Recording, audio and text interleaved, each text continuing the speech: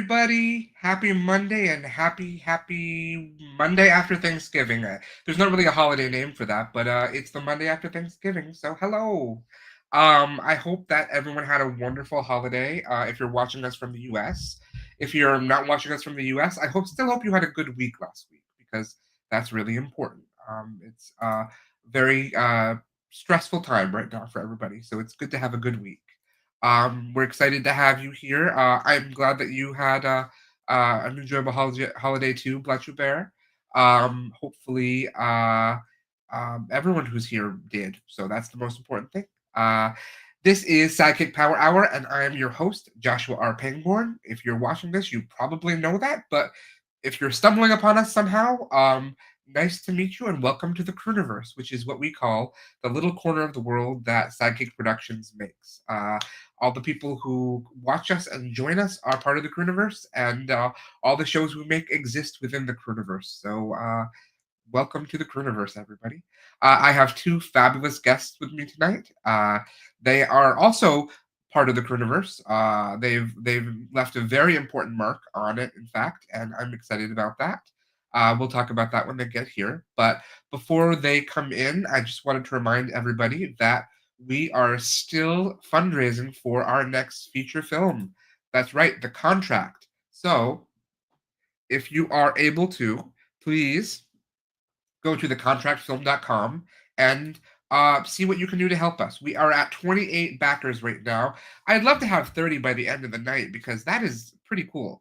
We only have 23 days left in our campaign, so we don't have a lot of time left, and we do have a long way to go. So anything you can do to help is fantastic. Share our campaign, or even give us a little bit of money, $1, $5, $5,000, whatever you have lying around in your pocketbook. Just send it our way, and we'll have a good time with it. And we'll make a really, really cool movie that I promise you have never seen anything like it before. But that's enough for me right now. I think we're going to bring in our special guests right now. So here we have with us our wonderful pair. I'll move myself down here. We have Tyler and Roman here today. Boo. Hey, how are you? Hi. How are you both today? Healthy, wealthy, and delicious. How about you? Well, I always strive to be delicious. That's my goal. Some people say it. Some people say I'm not. So, but they haven't tasted me. That's why. So, did you both have a good Thanksgiving break? I did. Very, very relaxing. Same. I consumed a lot of theater, which is strange for me. Theater. Theater. What did you see? First off, the day after Thanksgiving, I saw the Dina Martina Christmas show, which has been a thing that I've been doing for the last few years, and it's always hysterical. And then a friend of mine had an extra ticket to see Sunset Boulevard, and I went to see that. And let me tell you, I am not a musical girl. So was this a good or a bad experience? Let me tell you, I am not a musical girl. Fair enough. I was riveted. This was campy. This was silly. This was ghouly, bloody, and the voice is incredible. I have not seen it yet, mostly because it's very expensive. So you're very lucky you had a free ticket. Congratulations. It was a lottery ticket. So it was even better. Yeah. But I've heard nothing but amazing things about this production because it is ghoulish and ghastly and delicious. Everything you want in Sunset Boulevard, basically. So correct. So and then yesterday I saw the Wicked movie. Oh. Were you happy with it? It was fun. It was not for me. Too happy. We'll talk about it. Roman, have you seen Wicked yet? I have not. I am a huge Oz fan of the books. I grew up loving those books. I still have all those books. Return to Oz, Journey Back to Oz. I loved those when they came out, but I just didn't. I don't gravitate to the stage as much. But from what I've heard, I'm going to see it. Yeah, I could say I've heard because Roman is an audio person. Roman's main job is working with audio, and from what I've heard from people who do audio, you might not be happy when you hear it. So, Oh, really? Okay, don't tell me anything. We'll talk after, because otherwise I'll be on a tangent. That's fair. I get on tangents all the time, so that's my problem. I'm like, ooh, something fun. But I was gonna say, I'm glad you brought up Return to Oz because I do feel like you are a Return to Oz person. Oh my God. I was obsessed when it came out because I had already read those books. And then when that came out, I remember they had this special on TV about how the filmmakers made it. And I think it came out around Thanksgiving, actually. I remember. I think it did because everybody keeps posting about it around Thanksgiving. So probably. So I just remember being just mesmerized by this movie, and it was dark, like how kind of the books were. And I mean, I was that nerd with the novelization with me at school. So yeah, I really loved it. I was very young when I saw it, but I really, really loved it. I was like, oh, this is amazing. Oh, it's so creepy. I don't understand why Toto's not here, but it's still amazing. Yeah. Well, the dog and the chicken would be a little bit much, you know. It would be, yeah. Yeah. The start of a great joke. It would be a good joke, though. Yes. I enjoyed that. So I asked you both here because for many reasons, because you are a dynamic powerhouse in New York City, I believe. You are an incredible duo, dynamic duo, if you will, since we are in Gotham. And why don't you tell us about yourselves? Because the Cruniverse might not know you because a lot of what you do is behind the scenes, so we don't always get to see your faces when it comes to these things. So, Roman, why don't you start? Tell us about yourself, what you do, and sure, how you are connected with me a little bit too. Of course. Obviously, most people know us because of Scream Queen, My Nightmare on Elm Street, the documentary we both directed. And that came to be because both of us, me as a sound engineer, Tyler as an editor, were working professionally. We were in studios, agencies, and we came across each other on a freelance job. And I can't remember the year this was, but at that time, being a queer into the horror world was still kind of like, you were the black sheep at that time. So I was really enamored by Tyler because I didn't really get to work with a lot of queer people in my industry. As a sound engineer, I don't know very many others at all. It's a straight boys realm. Technology, you know, they feel like they hold the realm of the knobs and buttons. So I just, when I met him and saw that he was kind of already out and proud as a horror gay person, like we just clicked right away and we're like, let's go make this film together. So we both had to wear a lot of hats.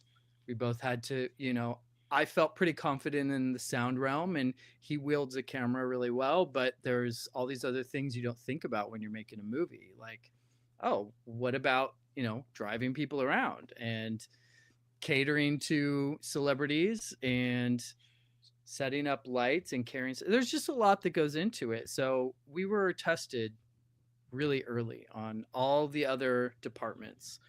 But at the end of the day, to keep us afloat, I do film, I do post-production. I work on all different kinds of, like from commercials to films, branded content. And Tyler does the same. What do you do? Where's my resume? Right. Every time you ask me this question, I completely freeze. Like I've never had a job before in my life. But I do everything. You do magic. I do everything. No, I do a lot of music videos. I direct. I shoot. I edit. I do a lot of branded content. Obviously we worked on Scream Queen together. Since then, I've co-edited another film called Our Son with Billy Porter and Luke Evans that premiered at Tribeca last year. I'm like, what year is it anymore? After COVID, I'm like, was it this year? I thought it was this year. It was 2023. I don't know what year it is right now. It's 24, so. Still? 4 more weeks. Yeah, so do a lot of that. I do a lot of creative stuff as often as I can. I do a lot of consulting, actually, on other films. So a lot of documentaries, I will come in at like the first or second round and be like, this makes sense, this doesn't make sense.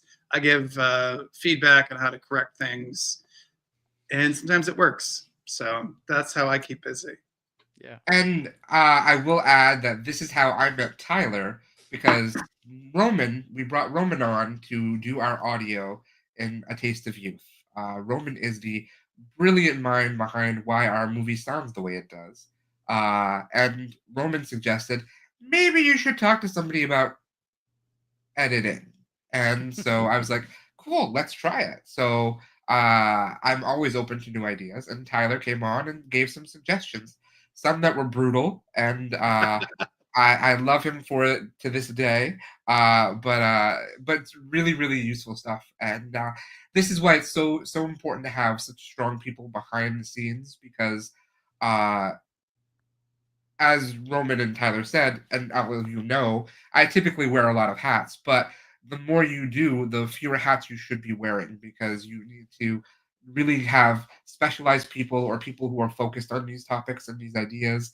And I can edit a movie, but Tyler, that's what he does all day long, and I really can't do sound design, so Roman saved me on that, because I can't do that at all. I can put like a sound effect here and then that's it, but mixing it, forget about it. So that's something that I'll come back to. I actually want to mention something about that to your point, but I think I was really impressed with you as a producer, director overall. You not only listened to stuff, it's sometimes hard when it's your baby, to have to be told like, oh, you should cut this, you should tighten this, all that stuff. But someone that is looking at it like with love, like I really want this to be the best that it can be, will ingest that, and you acted on it, and honestly it made a big difference. That film like plays very well now. The pacing's great, the jokes land, and you never know how people are going to take that. So it is, but that's probably the most important lesson I learned from my college. I think they really instilled listening and making sure that you take notes and be receptive to them. Yeah, definitely think that the like the audio is another thing that, that's what I do all day. I work in audio. I do commercials. I did a live concert video for Third Eye Blind. I didn't even know their music. There's all, and you get all different types of stuff delivered to you, from professional, beautiful, clean, to were you aiming the mic at the person, and so there's a lot. You have to learn the nuts and bolts of audio, and then you have to also figure out workarounds constantly. And I think as filmmakers, that's the rule of thumb in every department. Sometimes what you envision doesn't come out the way you want. How are you going to fix that? Very true. And as someone that's directing people, you don't hear what's being recorded on set. That's a thing that I empathize with a lot of directors, producers, because you hire someone and then you're just trusting that they're capturing what you need. So you end up having to learn a lot of different languages. You have to know how to speak audio, color, lighting. It's a lot of work, and I commend you, because also you are one of the most meticulous and even-mannered producers I've ever met, and that says a lot. Well, thank you. I will. We're here to celebrate you both, but I'll take it. I'll run with it. So take it.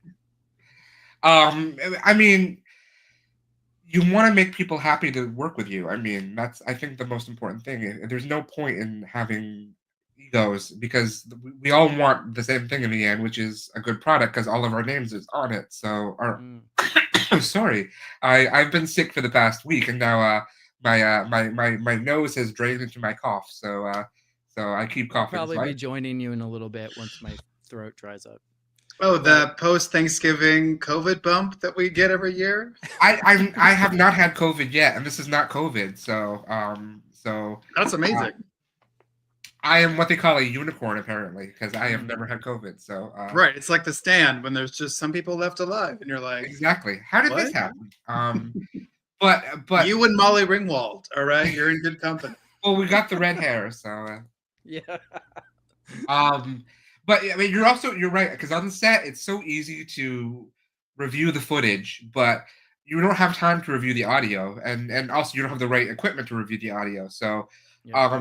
so you just have to trust the audio person, and that's the hardest part because as I learned, as I always learn constantly, audio is the hardest part to get right on set and the hardest part to fix in post. So Yep. We did it though. I mean, I will say you had one of the most challenging audio jobs I've ever experienced, and we fixed it. You did excellent ADR, and that's a new skill in itself. Like, how do you recreate a performance not there, you know? And you handled the recording, the equipment and everything. And I think in doing that, like, you learn a lot about oh yeah, I will say working with the both of you taught me a lot in terms of what I'm going to do next with my next projects. Amazing. That's why I was able to. I took a lot of what we talked about, Tyler, with editing into the Brooklyn Butcher, and for both of you, I took a lot of it into my planning for the contract. So this is all about. It's you never stop learning as a filmmaker. I think there's no like I am excellent and perfect at it. I'm stopping here, and I never need to improve my skills. I mean, I've worked on huge budget things that also fuck up, so it's normal. But what are you gonna do about it, you know? And that's why I always like to stress this: is we work with a lot of indie people, and I love that there is a huge surge of queer indie makers, queer horror filmmakers and lovers out there now. And I think it's great that you can actually access the equipment now in ways that you couldn't in the past. So there's a lot of cool stuff coming out. Please hire us. We will make it sound amazing. Should hire them, both of them. It's. I think I've also seen a lot of good indie films that could have been better, and it's, in my opinion, mostly sound, but you know, that's what I'm listening for. Tyler's probably watching in other way, you know, editing and lighting. But I do think that a lot of times people get to the end of production, they're tired, they're poor, and they have people like, if you crowdfunded, people are like, where is it? But if you try to race to that finish line, you're doing yourself a disservice, especially when you get to the festival circuit, because that's where it gets really brutal. It was a very hard lesson for me because with A Taste of Youth, I was like, why are we not finished yet? What was going? Why is this taking so long? Why do I have to keep going back and doing this and fixing this? And why do I have 18 edits of this movie? Right. Wait, but then you won an award. Yes, and then we won an award. So won an award. We did that in under 18 edits. That's good. Yeah. Scream Queen had like 47. Well, I believe that. Can I swear on this thing? Can I be my true self? Yeah, absolutely. Okay. I was like, bitch, we had 97 edits. Okay. You had 97 edits of the movie? Yeah, probably. Like 97 timelines of like, okay, nope, start over. But our movie was different. It's not like the story was finished. It was happening in real time. So as we're doing stuff, something happens, we're like, oh my dear Lord, like now we have to rearrange it again. Right. And so it was a constant moving machine. A delicate house of cards where you start tinkering and suddenly the whole foundation is fucked and you got to restart and be like, what was any of that for? Why did we do that? But then it makes it stronger and you're like, it was good. We had to learn some hard lessons, but it was, if any, you know, assuming that people know what this movie is, we made a documentary about Nightmare on Elm Street 2. Let me pull that up for us. So this is Scream Queen, My Nightmare on Elm Street, and it's about Mark Patton and his experiences during and post Nightmare on Elm Street 2. So yeah, It's less about Nightmare on Elm Street and more about, the horrors of being gay in Hollywood in the 1980s and what happens when you get thrown under the bus. And as he's a celebrity in Hollywood, but as just any gay person understands, um, you carry a lot of weight as a gay person and you take a lot of shit. And we got to a point in the world where we were all starting to recognize, like, even though we lost a whole generation and we don't have the mentors, like I didn't have mentors at all. I was I was the generation right behind him. I grew up in the 80s, and I just remember having no mentors, having to figure stuff out for myself, kind of following stereotypes but always feeling like you have to be on guard. And Mark really surprised me because when he came back out of seclusion to start appearing at festivals again, it wasn't okay to be a gay horror fan. It was still, you still had to stay in the corners of the conventions, And he stood up and said, "I have HIV. I'm fine. I was wronged, and I'm going to confront the people about it. And I'm going to tell my story." And that really resonated. And I noticed like a domino effect from when we started filming to just even a year later, the convention circuit and just the horror conversation in general for gay people exploded. And it was amazing. It seems really timely that we're talking about this too, because yesterday is World AIDS Day. So it's and it's true. I mean, a whole generation of people just we lost for all the artists, all the mentors, everything that we could have had was decimated because of this. And it's wonderful we have somebody like Mark who can help. Not we didn't change things then, but I mean he was able to make some waves and make some changes now. I think it was absolutely crazy what he was able to do. I mean, he said it himself. I put that glove on and the world listens to me. And if you have that kind of opportunity, take it, because that's what we but I noticed that there was a big shift when that happened within our community. People started to actually talk about the need for mentors and talk about the fact that the fights aren't over. Because I think there was a long period in the early aughts and on where we sort of were like, everything's cool now. We're going to be able to get married. Let's just like assimilate and be fine. And I think that that was a spark that like, no, it's not all fine yet. We still have a lot of work to do. So I really commend Mark for that. Not really fine anymore. So, I mean, so we'll see. But you both have done a really good job of creating a space for mentors, I think, in New York City, because you also, and on top of everything else that you do, you have not necessarily specifically for mentors, but I think that that's a place that is going to develop that. Do you want to tell us about Screenplay?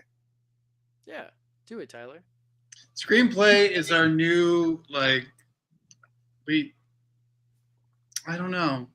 How do we talk about this?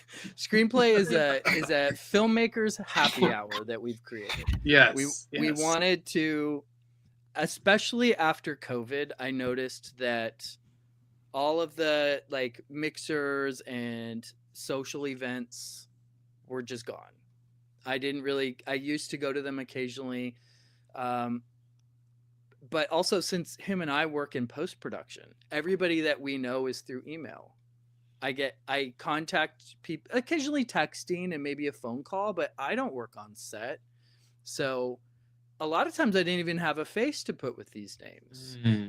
And I just thought, this is not how you cultivate relationships. And that's important too. I mean, from a social aspect, it's important, but also if you work with people, they need to know you if you want them to just trust you. If I want you to just say, hey, I trust you, do what you need to do and not micromanage, you got to trust me. So we need to build a better relationship. And also, isn't that how you make new contacts and get new work? I mean, we all want to work. We all have bills to pay. So we started this party. We had a huge launch. It was awesome. And it's still growing. The next one is on Thursday, and it's right in the middle of Manhattan. It's on 14th Street at the Beauty Bar. So if you are in the area, you should come. And it's happy hour and it's free. And you have a little promo, I think, that I can play for everybody right now. Oh, yeah, do it.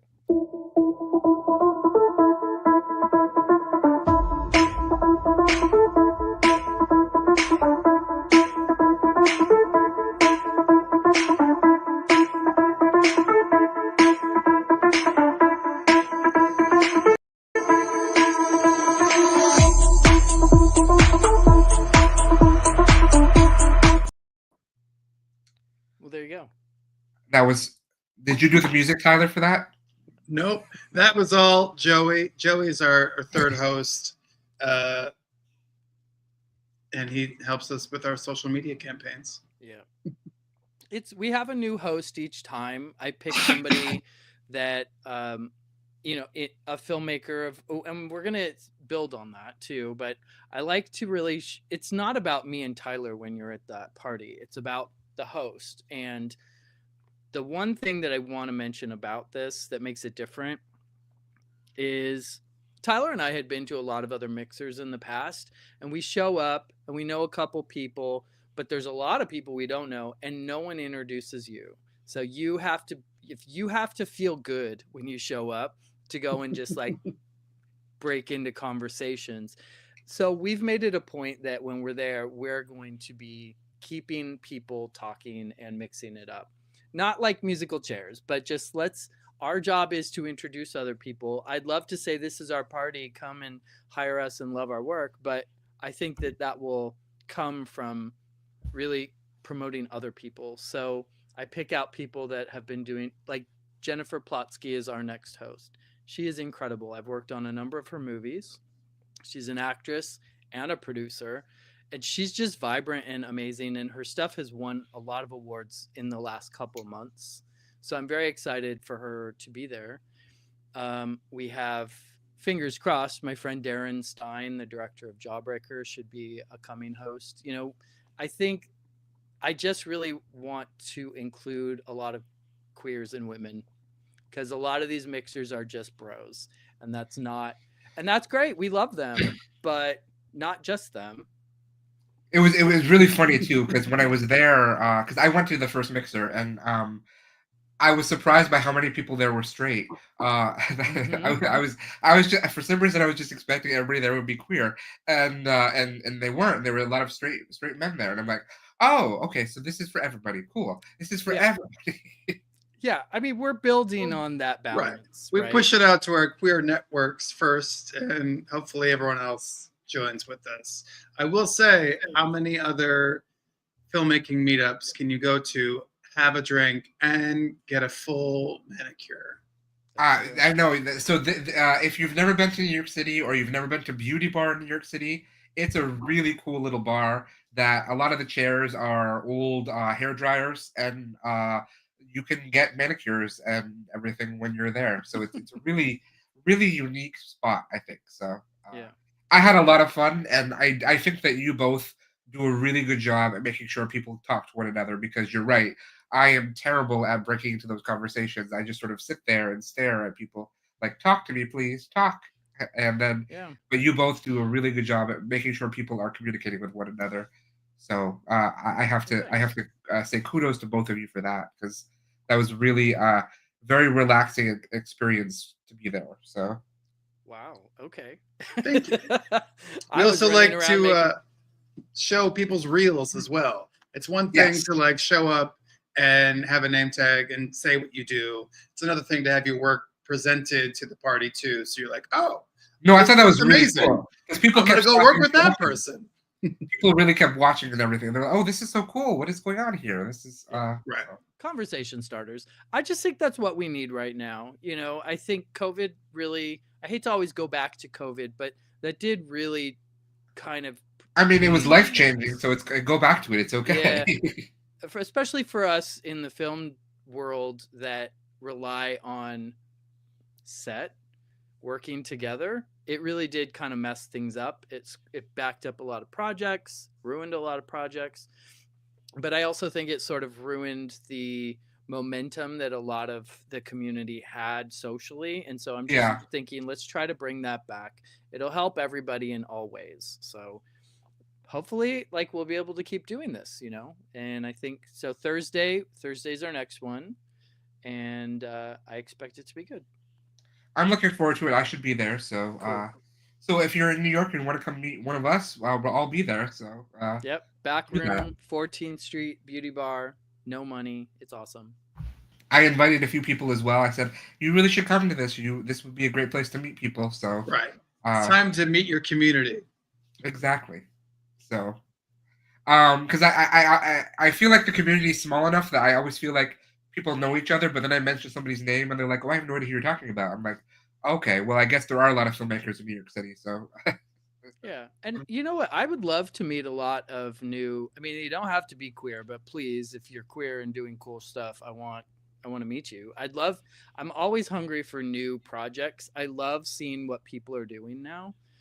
I work on a lot of commercials, short films, feature films, all different genres. So if I can find new projects that just excite me, I love it. Everybody's got budgetary issues. That's forever going to be the situation.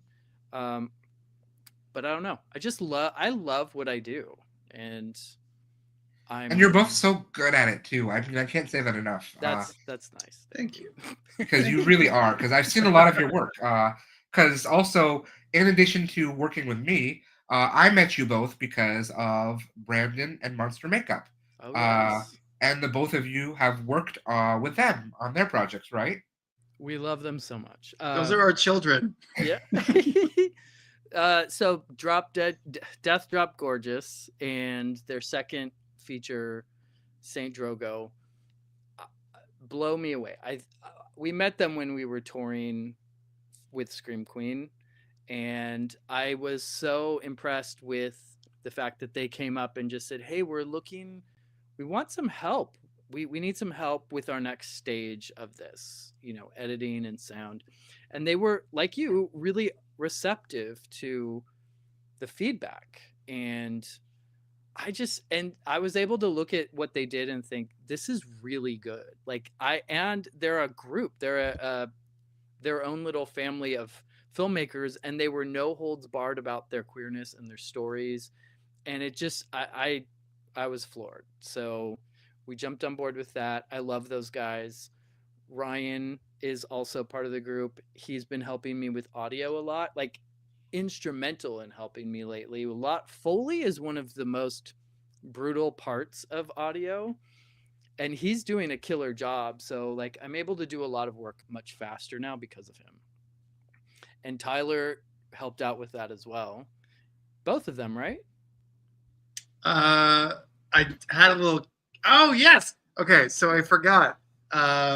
I helped edit Death Drop Gorgeous, and then I got to come and guest direct some of the party scenes in Saint Drogo, because the beautiful thing about Monster Makeup is, like, they are the crew, they are the cast, they are in front of the camera and behind it, and they had this really large party scene where all of them had to be on camera, and they just needed someone to like help steer the ship while they're doing other things. So one of the proudest days of my life is guest directing the gay orgy scene in Saint Drogo.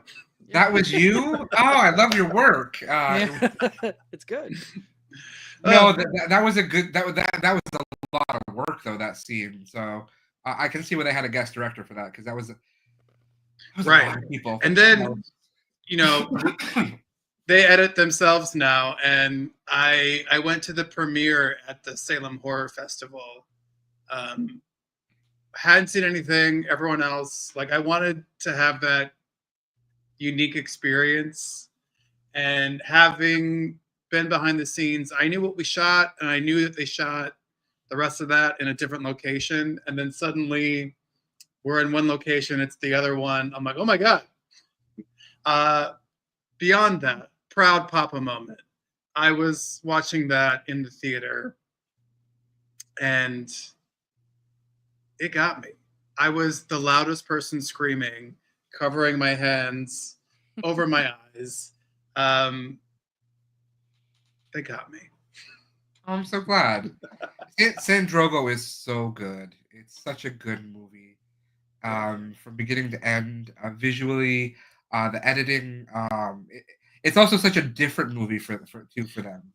Right. It was like two different people basically made the movie, but it's not. It's the same people. So. And they're able to do this because they also build community where they are. They're very good about that. So in some ways I've taken their lead with our party in a way, you know, but they're very big on their Providence community and the support. You know, if you're an indie filmmaker, you need that, because unless you want to pay for every location and every little thing that you do, you need favors and you need talent to be able to believe in you and want to be a part of it. That said, they're on their third feature now. Everybody's like, okay, now let's try to do this with some money, you know, and they're doing pretty well. So yeah, I think there's nothing wrong with like trying to strive for better, but they know how to squeeze blood from a stone. I love it. I mean, as an indie filmmaker, you have to be able to do that. So, literally and figuratively. So, Yeah. Is that an actual saying? Did you just make that up? I've never heard that before. You've never heard that before? Squeezing blood from a stone? Yeah, that's a may real have saying. Twisted it up. I don't know, but No, that's a real I think saying. that's it. Yeah. Tell me more. Well, that's it. That's the saying. That's the saying. So. Where does it come from? That's just for another time. I'll Google it for you later, Tyler. Okay. This happens to me all the time on set, Roman. I write something that's an idiom of some kind, and then they're like, "Where did this word come from? Or where are these? What's this expression?" I'm like, just say it and shut up. Yeah. Exactly. You're an actor. Just say the words. Say the words. I know the two that stick in my head. I don't know him from Adam. Oh yeah. And you and the mouse in your pocket. And what? I don't know that one. That just means I'm alone, basically. Oh, cute. It's just me and the mouse in my pocket. So. Yeah. And might say that. I don't know why. But a lot of people say I write like an old British woman. So for some reason, I guess I have these old British lady. So did Agatha Christie. And look at her. She's got plays on Broadway for 50 years. So right. I'll take that career. So. But no, I think that's beautiful that you want to create community, and I think that's what they do well in Providence as well. New York is hard, I think, to have community sometimes, especially. I mean, I think post 90s New York, it's a very different world. Like, I watch a lot of movies, like the 80s. It all seemed like everybody was in the village all the time, and they were all doing like they had like they collected with one another basically, but. It's very different now, and it's not. You can't do that in New York the same way. I've been here for 25 years now, so I caught the tail end of what you're talking about. I did move here when the East Village was a hub, and you could just run into people on the street, and people would live near there. But now everyone had to. The explosion of where people live just spread everybody out really far. Tyler and I only live a few miles apart, but it takes an hour to get there. Yeah, no, I'm not absolutely. even kidding. And when we were editing Scream Queen, I'd have to drag my dog and my laptop on all the way over there and back every single day. It sucks. So that kind of also ruined a lot of the arts for us, you know. If you're an actor and you have to audition and you live in Queens, but you have to be able to pop into Midtown to do an audition on your lunch break and maybe even do 3 and then go all the way. It's a lot, you know, and it has changed. It has changed that here for us, for sure. That's why I will never complain about having to do self-tapes as an actor, because I don't have to run at lunchtime to go somewhere 20 blocks away, be all sweaty when I get there, do an audition for 2 seconds and then they kick you out because you're done, and then Yeah. it's so much easier. I get people who are outside of the city maybe don't want to do self-tapes. They like to be in person, but it's like, no, give me self-tapes any day of the week, please. So I was a casting director right before I started Scream Queen in Midtown for a big agency, and we were doing, TV commercials, stuff, Buffalo Wild Wings, Mercedes, whatever. And I would have faces that I recognized coming in all the time for the castings. And then all of a sudden I started noticing the shift. And these are people, I saw people from big films all the way to just like voices you recognize but wouldn't know their face. Mhm. And the roster changed because a lot of people just couldn't come in. So I started getting these self-taped things, which I didn't mind, but the clients were like, oh, I just can't, it's weird if they weren't there. There was a transition period, but there was definitely a time, I think it was around 2010 to 2012, where it shifted and people just were not able to always make the auditions. That whole like pavement grind thing didn't work anymore. It's just brutal. It's brutal to people. It is. And I think that with that affects us as filmmakers too. You have to be able to socialize if you want to build that community. So come to our party. I look forward to it because I need to. I always felt that's one of the things I was lacking, because I feel like I do a lot of work. I'm very good at the making part of it, or I'm adequate at the filmmaking part of it. But the whole social aspect of it, I'm not always good at. And I feel like I need to do more of that. So I'm grateful for these experiences because we get a chance to do that. So we're all there with you. Well, I'm excited about your next one. Yes, I mean, I think you read the script, didn't you, Roman? No. Oh, I thought I sent you the script. Well, I'll have to send you the script at some point. So, yes, I'll send it to you too, Tyler, because you'll enjoy reading it, hopefully. So, right. It's very, very, very, very, very queer. So, I'm a notoriously terribly slow reader. That's okay. I did read some of it because we discussed it because I was saying, let me look over. This is one thing I like to put out there is, especially for pre-production.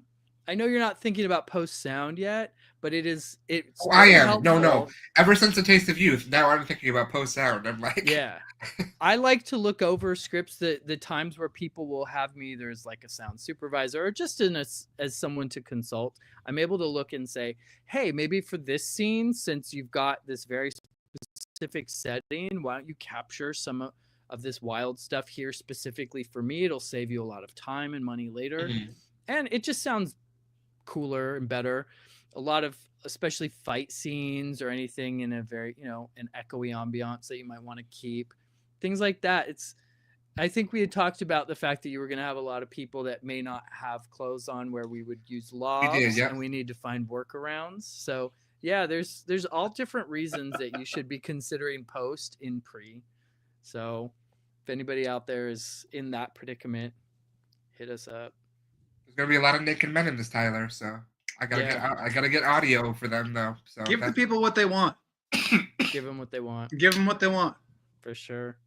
I've resisted for years. It's finally time for let's give them naked people in SideKick Productions. So this is a hill I will die on. We need more sex and nudities back in movies. It can't just exist in the adult sphere. It has to be accessible.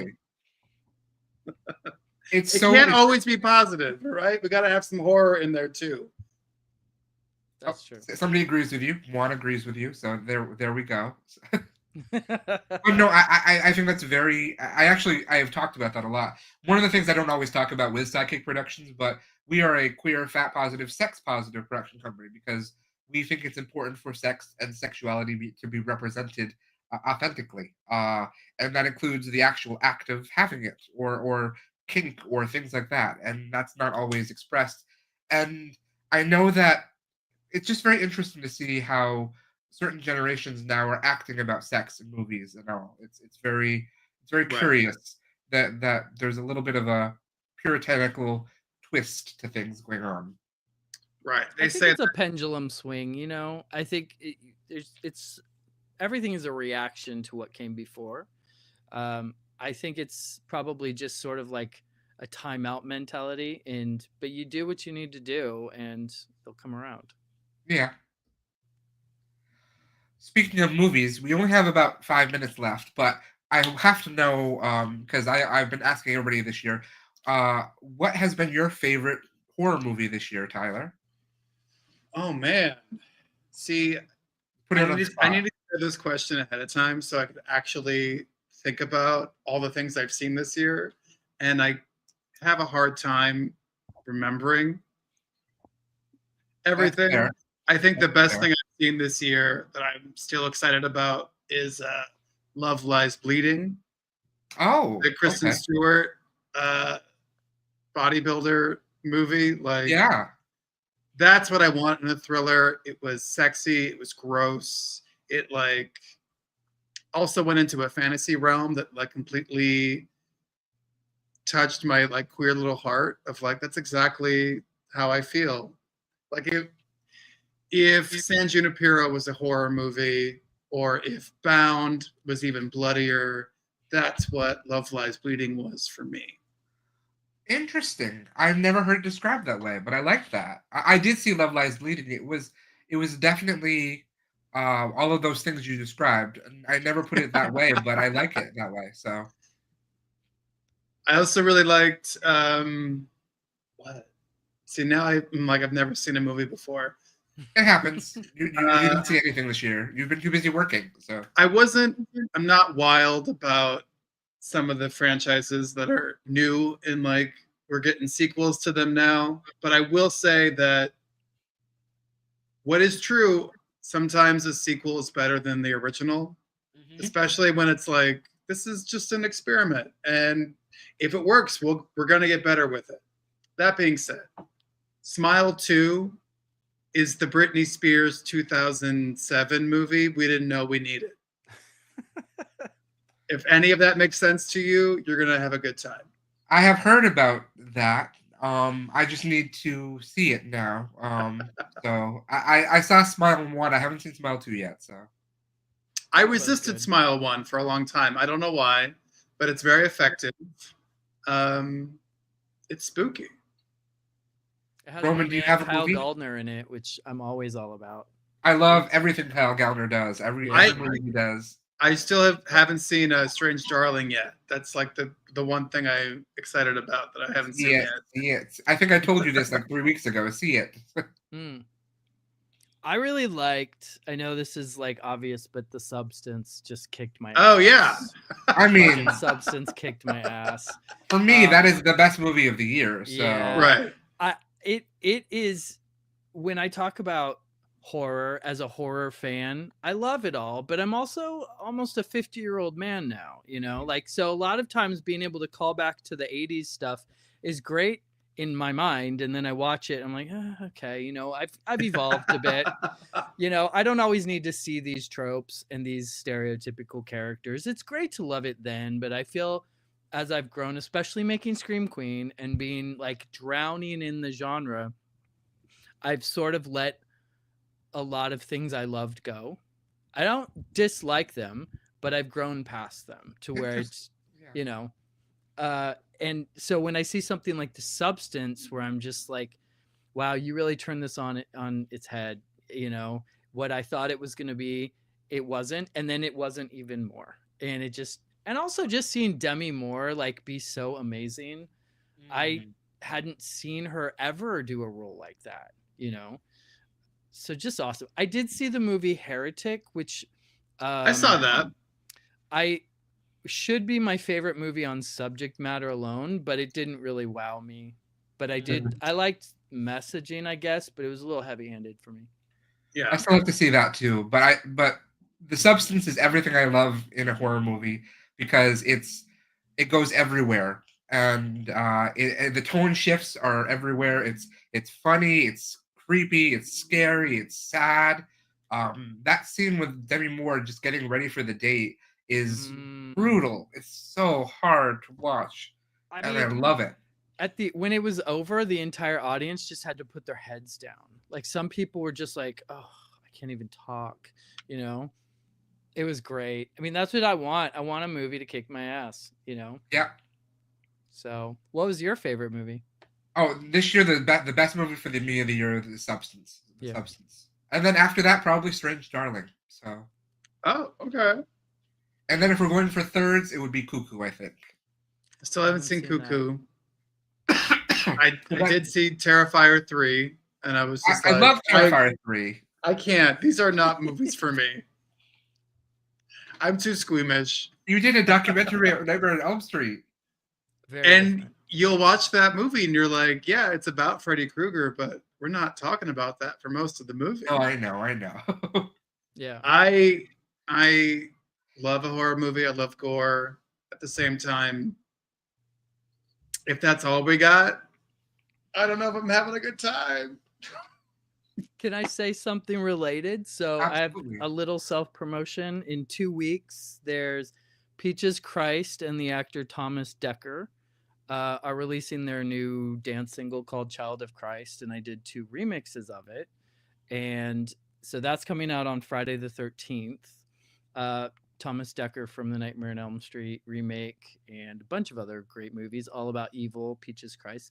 But in these remixes, Village of the Damned too. Village of the Damned. Oh, that's right. Yes, yeah. I go off. Tyler had to help me wrangle it in, but I just took a monumental amount of horror movie samples and just made this like balls out medley in the middle of it. And so I need people to see if they can recognize all the Scream Queens in there. Oh, that's so cool. I forget. What did I tell you to take out? Something was just like a lot. You were like, it's too much, girl. It's a lot. It's a evil mother's theme. So there's a lot of brutalized children. And at one point he's like, I feel like I need to run and call the police or help. Like maybe we should dial this back. This goes back to my superpower of being an editor. It's like, I'll tell you when your point has been made. Yeah. And the minute you go a step over it, I'm like, it's too much. He was right. I did it. It was great. Well, I'm excited. It's where is it going to be available? Probably iTunes and all that. Perfect. We'll have to iTunes it. Just like RuPaul here. It's available on iTunes. So. Available wherever music is sold.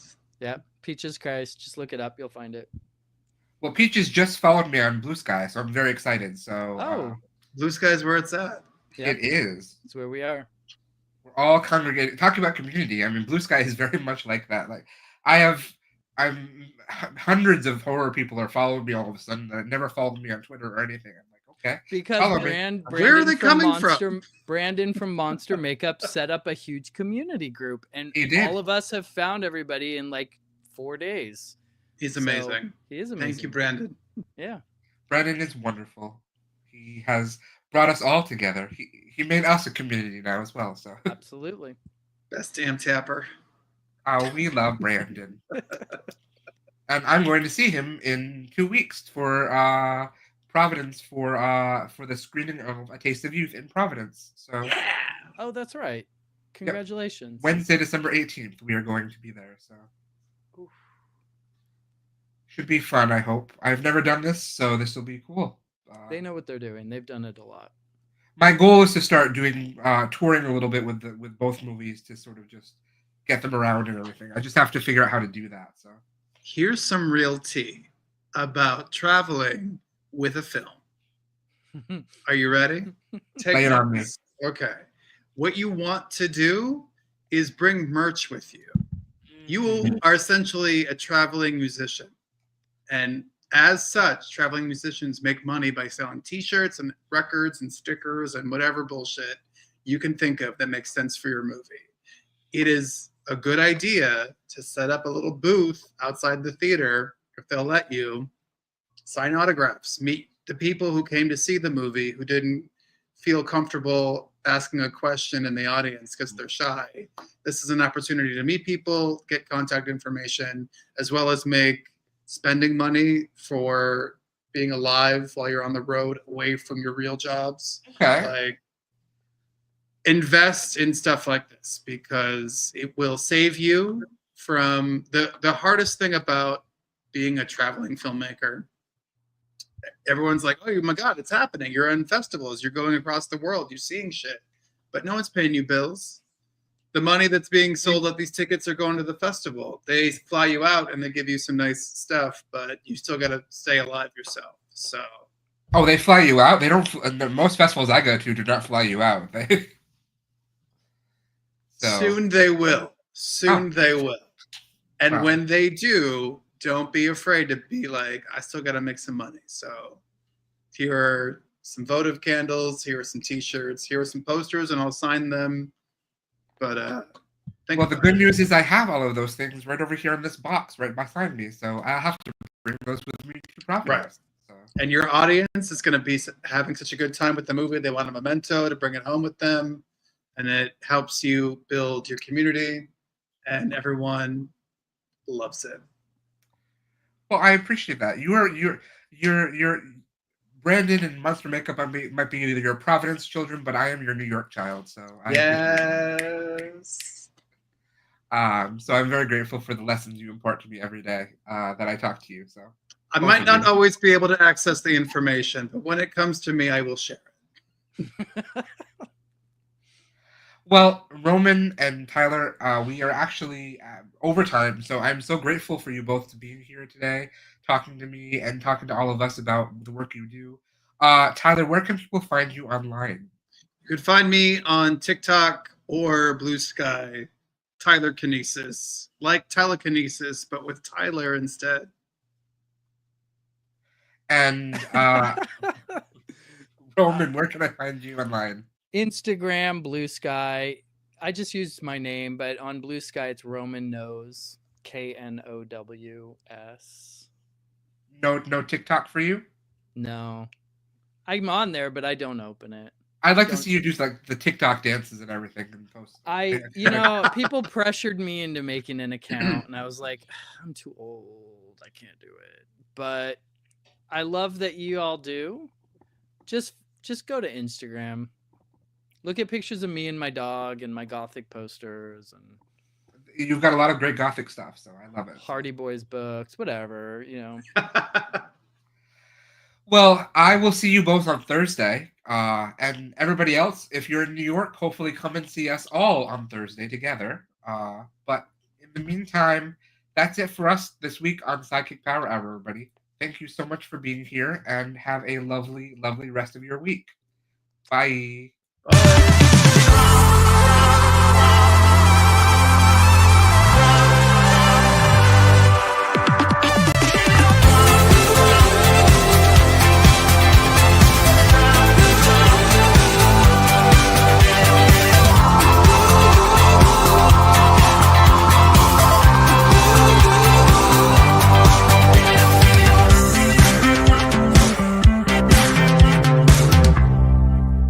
And that's the tea.